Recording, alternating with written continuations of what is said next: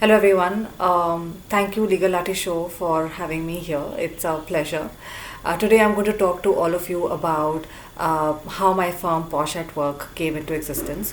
Posh really stands for Prevention of Sexual Harassment, and primarily we work in the space of assisting organizations in prevention of sexual harassment at workplace, and we work in several other related laws as well. Especially laws such as the Maternity Benefit Act or the Transgender Persons Law, which was passed recently, the disabilities related law for specially abled people. So those are the kind of spaces that we work in. So they're not, back in the day at least, they wouldn't be, a typical legal career that one would have. So we've built this niche for ourselves, and I think it'll be pretty interesting to look at how we came into existence, and also some of the most common challenges probably we faced back then. So I think it all goes back to 2013 when the Sexual Harassment of Women at Workplace Prevention, Prohibition, Redressal Act and Rules 2013 were passed. At the same time, the criminal laws, that is the Indian Penal Code, the CRPC, etc., also got amended post the Nirbhaya incident, and the criminal provisions then included sexual harassment, stalking, acid attack, all of that in the law, something which was not earlier existing in Indian Penal Code. So I remember that when this happened, my boss told me to do a research on this topic, and what are the consequences or liabilities that exist for an organization, a company. So I was working as a legal consultant back then, in an organization, and when I started conducting the research, I remember that uh, all I could find was, the very famous judgment, as all of you would be aware of, which is the Vishaka versus State of Rajasthan. I think even as law students, we have read this, when we were studying. So that is something that I definitely found that was a landmark judgment. And there were a couple other judgments that came about, such as the Rupan Deol Bajaj's incident, and a couple other came up. But beyond that, I couldn't really find a lot of information that would be related to sexual harassment. There was not a lot of material, if I may say, research material available. And I figured that I really had to do, I had to expand my research, go into US and Australia, and look at what those countries were doing and how they were dealing with. And I found that, though frankly I must say I was surprised that even for US and Australia, it's not like the information was available for several years or decades. The information available was somewhere around from starting from 1980s, 1986 or 87 to be more precise, when US had their kind of landmark judgment as well on sexual harassment. So I was pretty intrigued by the idea of it, that as a concept, as a law, as a topic, it was so new that there was hardly any material available. So it just got me even more curious, and I started, really researching on it quite a bit. And eventually, I realized that it was so new and there was such little available that it kind of made sense to put the research together, all the analysis together, and try and make it into a book. So I reached out to another colleague of mine. Her name is Atrey Mukherjee, and I just put out this idea that, do you think that we can put a book together? And she kind of looked at me. She believed me, obviously, that I wasn't joking, but it took her 2 minutes to believe that, and then she just looked at me and she said, yeah, sure, why not, let's do that. And then we started working on it, and we put out a book, and it came out fantastically.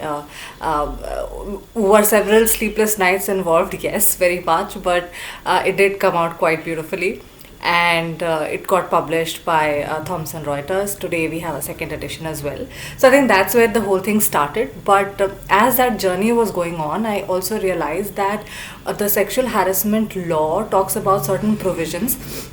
I'll give you one example. It says that all organizations that have 10 or more employees, they must have an internal committee to handle complaints of sexual harassment at workplace.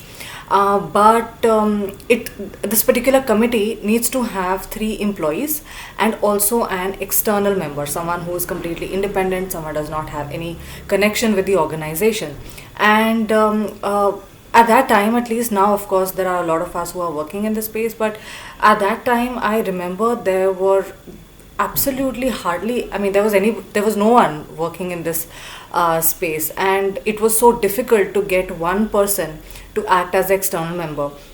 And you can only imagine that if there is a particular committee that has to handle complaints of sexual harassment, and they have to do the decision making, they have to hear parties, they have to do a great job. They can't, they can't not give full attention and not be serious.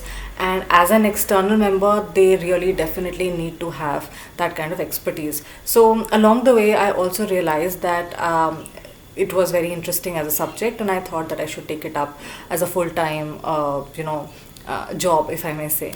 And that's what I decided to do.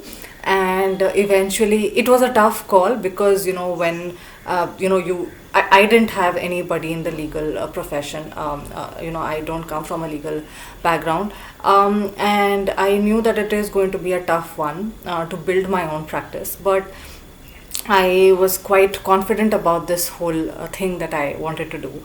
And I remember that a lot of people, including my friends, family, well-wishers, professionals, they all did suggest that going so niche, getting into such a niche field may not be a good idea, because it could almost be like career suicide. And obviously then I was also deliberating on the idea and thinking that, okay, what am I exactly doing?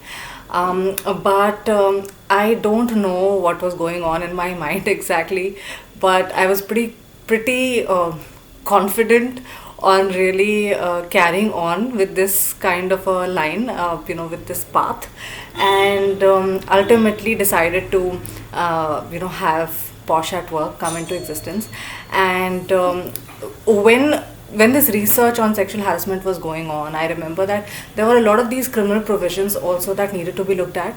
And as a law, sexual harassment also needed some kind of a psychological understanding of what's really going on, because a lot of times sexual harassment does not happen by telling people directly or asking for favors directly. There are a lot of these games people play, or sometimes it's very indirect, and there are a lot of these indirect approaches that are made. So you also need to somewhere down the line have some understanding of psyche, or some understanding of delving into these deeper behavioral details. So I also realized that probably as a corporate lawyer, with my kind of background, while compliance and conducting inquiries, doing this particular work is something that I can definitely do, but looking at psyche and looking at the criminal provisions is not my forte exactly. So that's how my colleague Smriti, who is a psychotherapist,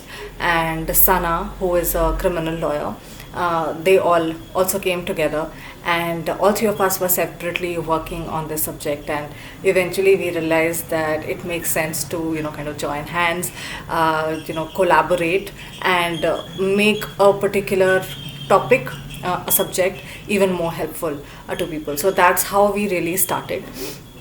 And today we are a team of about 25 to 30 lawyers and psychologists. So we are a mix of both professions. Mostly we have social workers as well. So that's where we are at.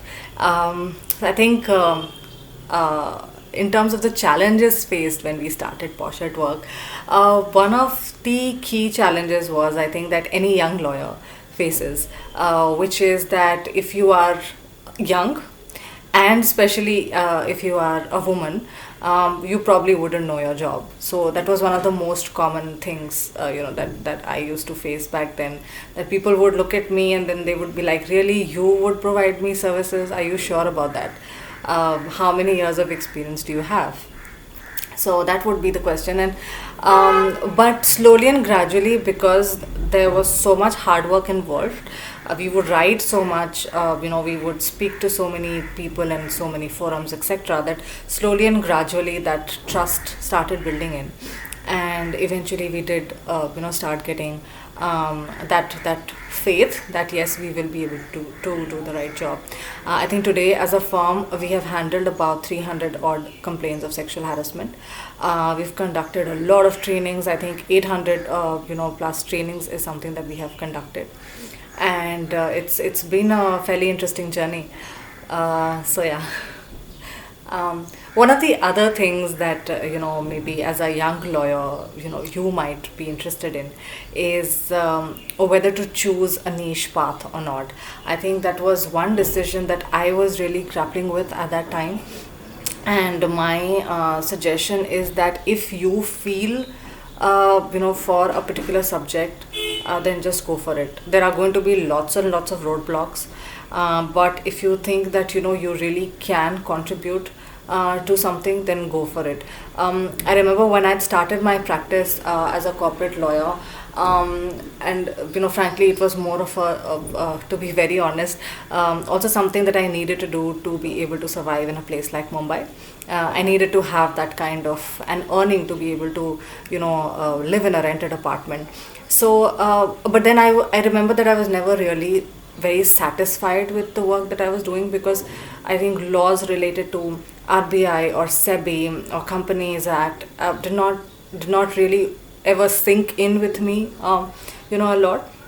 So I was okay at my job, I'm sure, because I was never thrown out of the organizations, but it wasn't giving me that kind of satisfaction. So I think as a professional, to really do your job 100%, it's really also important to feel for the subject that you're working on. So today is a great time, frankly, right now is a great time to be able to venture into spaces, to be able to take the risks that you really want to. Maybe a couple of years back, say 10 years, 15 years back, people wouldn't be able to say that very comfortably, because the situation was different, the economy was different, the way you could function was completely different. But today there are lots and lots of options today. You can start something even by just having a YouTube channel, so things really have changed a lot. So if you really think that you want to venture into a completely niche area as well, as long as you have the dedication and the hard work, it's absolutely good to go, and that's what my suggestion would be. So yeah, I think it's lovely talking to you today, and thank you very much.